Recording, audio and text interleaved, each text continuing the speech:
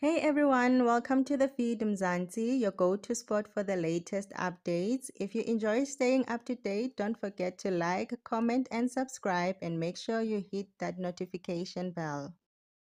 Popular Limpopo musician Lehlogonolo Katlego Chauke, better known by his stage name Shebeshkt, has been arrested on 2 counts of attempted murder following a shooting incident in Polokwane last month.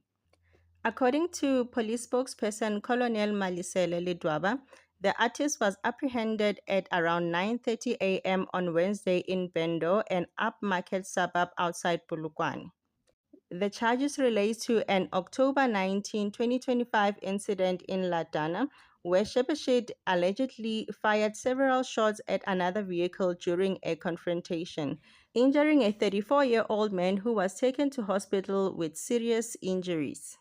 Police have since seized the vehicle for forensic analysis as part of the ongoing investigation.